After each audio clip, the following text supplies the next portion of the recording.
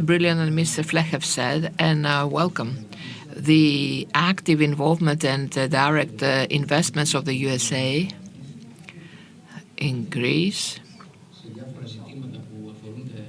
various aspects concerning the Greek interests, great involvement of the USA, positive towards Greek, far more so.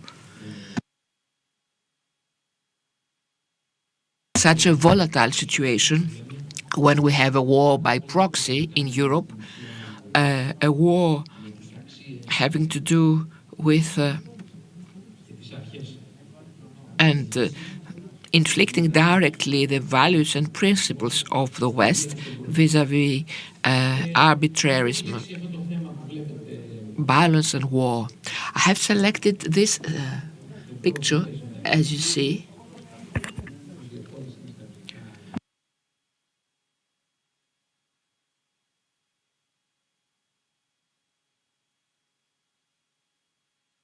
We've been following this exacerbation of this situation for 1.5 years.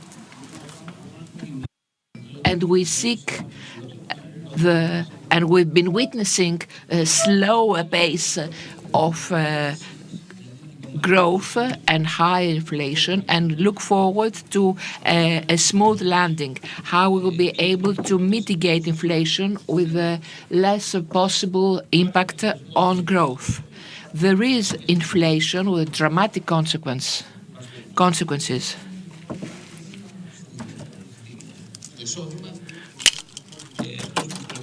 on income, inflation distorting prices, and which might lead to a destabilization of financial markets. There's a gentleman over there working, and I cannot concentrate. I apologize. It's the speaker, and he's absolutely right with the technician's pool.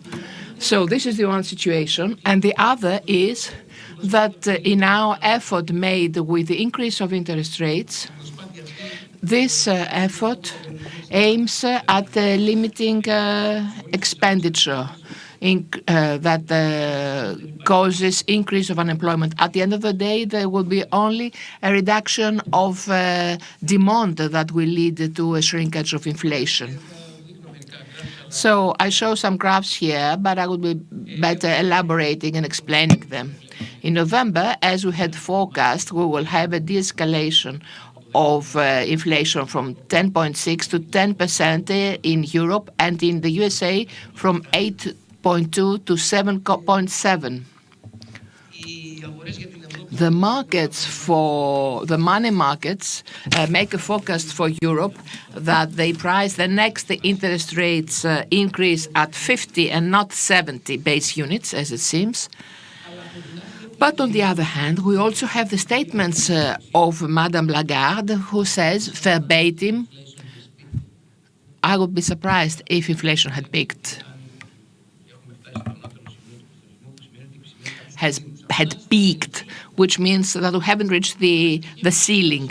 On the other hand, the USA, we've got data that were announced only on Friday that shows 663,000 increase of jobs, 0.6% increase of salaries, and 5.1% growth. So there is a situation where salaries, as they see the prices soaring, the employees, the workforce, tries to attain increases that will at least offset part of the prices increase. Madame Lagarde, the president of the European Bank, has also stated last week that we must be very cautious in fiscal policies. That is, in the fiscal expenditure. That is, we should not be expansionist in our fiscal policy, and any assistance should be limited to the so-called vulnerable social groups. You see here, especially at the right part, the right graph, where you see those green and red bars. The green ones is the fiscal shock At the west, you see the various stimulus and assistance packages given by the governments, and very justly so, due to the pandemic. So there has been a fiscal expansion which was far more intense than what it was in the previous decade, 2010, 2012, 2020, because there have been some packages then as well. This is extremely important for us because for the following reason. Jim Bullard, who is the president of Fed of St. Louis, the regional Fed of St. Louis, which is also more active as far as research is concerned, he has said that he made the statement that headrights meaning that the small deceleration of inflation, the important interest rates have not been disseminated on economy. And this is directly linked with the relationship between monetary and fiscal interaction. And this is important because in such cases where monetary policy is limitative, then the fiscal policy should not cause new debt. If this happens, then the demanded increase in interest rates may eventually be higher because it is being offset by the expansionist monetary policy. So we must be cautious here, despite the fact that the demands for fiscal boosts are there. They exist. No one can deny that.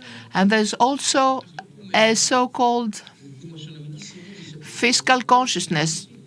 Many people who are accustomed to be boosted and supported because there are very issues having to do with the vulnerable households support or supporting companies in trouble. Now, since summer, you see we've got better situation in the supply chains. You see the dropping curves. Here you see the red curve reaching the end, where we start seeing the reconstitution of the good operation of supply chains. That is, the supplier delivery lines moves back to the basic line. You also see what is here.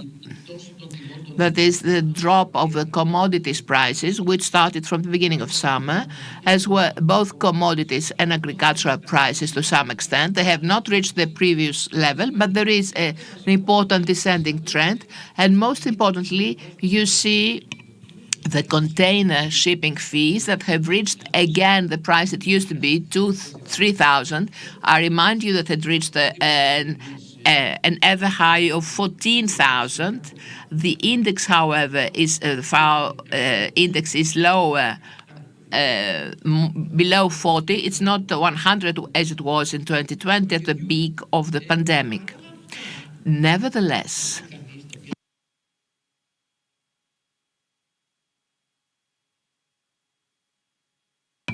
the de-escalation of the inflation is minimal. It was only in November. It's something that we wait to see. Obviously, because the inflation basis is very high, each increase will be incremental, if you like. It seems difficult that it will be again at around 10%.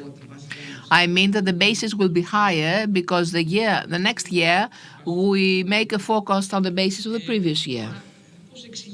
Now, how is this explained? The fact that the estimate for this week is that inflation is persistent and will keep being persistent. I do have some ideas on the matter. I say that despite what is said, that trade has dropped, it's not so. Trade is up by 5.3% per year, and it was 4.9% higher than the last quarter, so compared to the previous. So the structure of trade might change, but we have not entered of deglobalization, as it has been generally said. Supply chains have changed, perhaps. They have changed routes. They have become perhaps more costly, but they still persevere. The second that has not appeared to date, if you see the blue column for 2015, the new end for 2030, what's that? This is the size of the Asian middle class. That was 1.5 billion and will become 3.5 billion in 2030. That's important because if you see this table now, Mr. Bakatselos, I know he's very strict with the time allocated, but if you view 2020 and 2030 at the middle of the two middle columns of the table, it will become 16 trillion, which will be the expenditure of middle class in Asia. And that exerts a pressure on commodities. And therefore, quite probably, we'll have pressure out of the demand, due to demand from the fastly developing Asian countries, all that we know and for which we have already conquered decades ago. So this is also a very important factor. Another factor is why inflation is persistent and how difficult it will be for monetary policy to bring it back to 2% or just slightly higher than 2%. This is the so-called the secondary impact in such an inflation condition, which is the salary reaction. The data in the USA have shown you already, it's 5.1%. As you see, at the second table, it's important to view the blue curve. While in most countries it's around 5%, in Greece it's almost null. Keep that for the end of my speech. That's important. Furthermore, there are other structural factors which in a way will maintain an inflation higher than the desired one for quite a long time. Such a factor is the climate change. As you realize, it's don't need to further elaborate on that, that we will need to pay for that. A second factor is the reconstruction of the supply chains. We no longer take, for instance, wheat from Ukraine, you have to get it from Canada. That means greater transport costs. Another element is the expected slowdown population growth. That is, we now assess the vacancy void, which jobs are left vacant because we don't have the appropriate workforce. We may currently have a limitation of the workforce, which of course will cause an additional labor cost, which also may sustain inflation. A last factor that hasn't been stressed sufficiently, a factor which, to my view, will have at the end of the day a structural impact, and is due to the expansion of the previous decade and the pandemic. Of course, taking into consideration the supply shock having to do with Ukraine and so forth. But of course, all these factors, this is an inflation, it's not transitory, it is not a cost inflation. If that were the case, we would have been finished or things would have changed.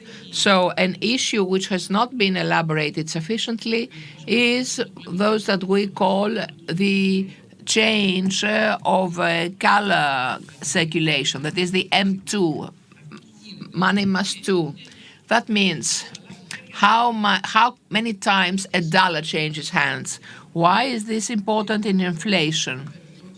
Now that we've got an increase of interest rates with high inflation, the incentive for those who the incentives for deposits are null. Therefore, expenditure rises. So we have an increase of prices and have an increase of loans, and this we will be witnessing even in Greece. And the way for that to be affected is to limit the monetary circulation. That is the so-called quantitative tightening. This is an estimate of the aggressive banks where we're heading to.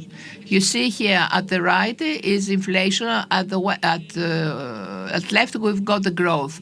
I'm not very pleased with this picture because I see zero growth for the next year, slightly above zero in the USA. And for 2024, the estimates growth is a little bit above zero, 0 to 1 for the Eurozone. And for the USA, it's a slightly bit better. But I see an inflation that remains too high in the Eurozone in 2023 at 7% and 4.55% for the USA. So the estimate is from Professor Larry Summers that I've been attending yesterday, who is the most eminent analyst, professor of the issues, that we may be needing great increase of interest rates than 5% that has been estimated for the first quarter of 2023 for the USA, so as to have a drop of inflation. The way to curb it is perhaps to cut off the money supply. This is the quantitative tightening, as we say. That is central banks getting rid of money. I don't want to elaborate on that. This is on ECB on a very quick pace so as to limit expenditure, and limiting expenditure will bring about a limitation in prices rise. Now, let me say a couple of words on Greek economy. Yes, I will be finishing. Just give me 3 more minutes. You promised that. So we have the 7 last consecutive quarters, 7, that is 4 in 2022 and 2 in 22, and the one coming now to an end. No matter how it comes, it will be nice, it will be good. We have 8% of sustained growth. There's no country with 8% increase of GDP and 9% of inflation. Take Germany, the UK, you name it. They all have an inflation, 2-digit inflation, but with a zero growth or around zero. Well, I cannot dwell on those, there's no time, but the point is that the structure of the GDP growth is, relatively speaking, healthy. There are investments, exports, everything. It's a healthy mix. Inflation, as I've shown you, is 9.5% in October, 12.1% in September, and something pleasant that Mr. Papalexopoulos mentioned beforehand, the red curve of exports without oil products is at 170 compared to 2010. 41% increase of exports since last year, 48% increase of imports, but it's only natural because Greece has a growth of 6 and 7 and 8%. When a partner has zero growth and you've got 8%, you obviously will have an increase of imports. It can't be otherwise. When he spends less for your exports and you have purchasing power, and you grow.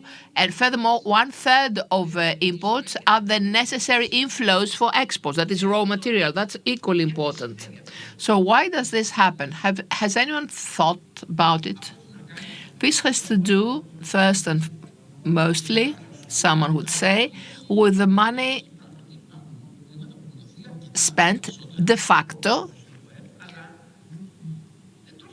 But this is not fed by deposits. Bank deposits continuously grow throughout 2022, starting from January. That is, people do not draw the money from their deposits, which means, as you see, households and companies here, money is there, intact, in the banks. This is the key for me that explains everything. Here you have the money demand, which is an inflation phenomenon, and 15 billion, which is new loans, which feeds the blue curve, not the red one, not the households, that is. Blue is 15 billion new loans granted to companies. This is most important.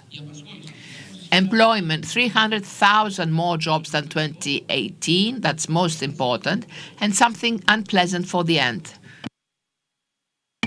Of course, the Greek economy will be affected by what we said, the focus on global economy and the USA. We will not be viewing again 8 and 6% of growth. But here you see the youngsters, 20 to 29 years of age, who from 1.2, 1.1 have become 600,000 people. Great aging of population, and therefore have a huge problem of workforce, which will greatly limit the country to its growth rates unless something happens. And what should happen is for the labor market to change, and education. Thank you and apologize.